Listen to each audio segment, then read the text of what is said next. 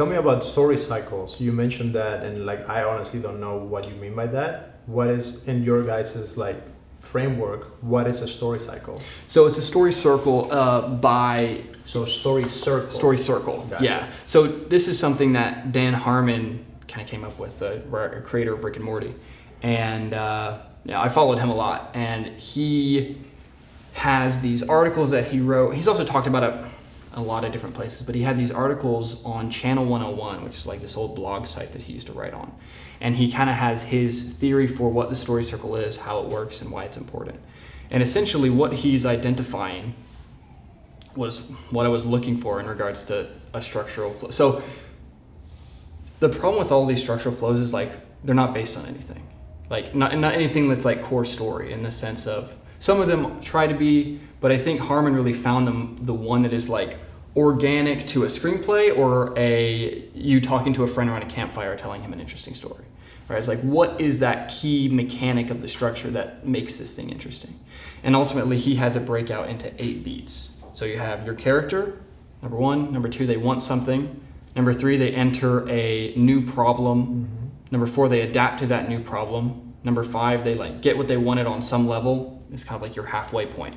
And here, if we're thinking about like a character arc, because arcs also layer into this, up to that halfway point, our character is kind of in their first belief.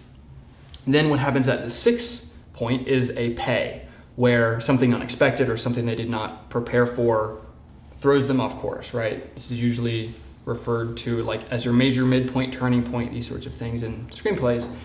And that ultimately challenges, or it's supposed to challenge what your character believes, which then allows them to then make a different choice and grow when they get to the 7, which is return, essentially ending the immediate conflict. So your climactic moment, how does your character handle this huge problem that's being created? How do they solve that? And then how has that changed them, which is the 8.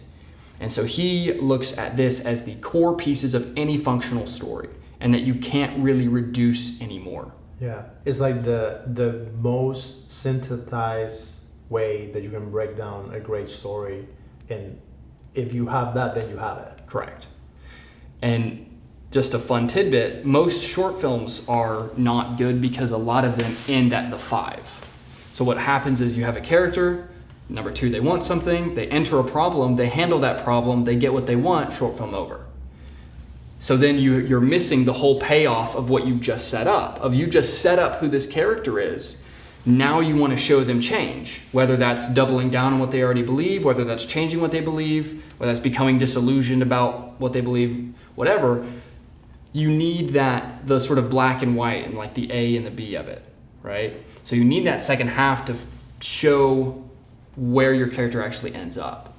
That's very interesting. Now, talking about short films, I think to me, the biggest challenge that I see when I watch a short film and when I have made my short films, I'm not too worried about that. I think I'm more worried about why do I care? Like, why do I even care?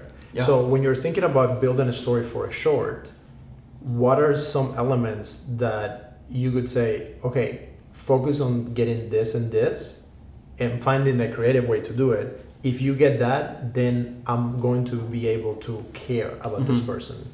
So 2 things essentially you need is your philosophical conflict, the 2 beliefs that are in conflict back and forth that creates the layer of the meaning of the conflict in your story.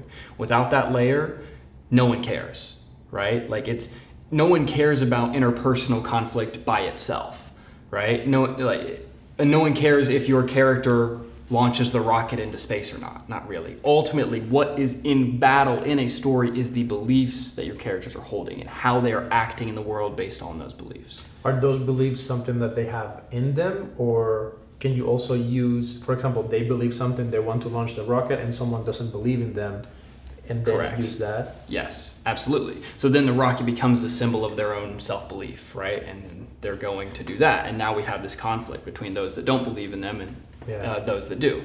And so then you have that, and the other key piece is a story circle.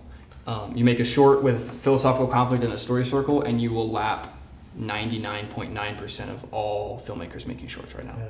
Thank you guys so much for watching. If you like this episode, please send it to a friend and this episode over here. I think you're really going to like it if you can check it out. And again, we'll see you in the next one.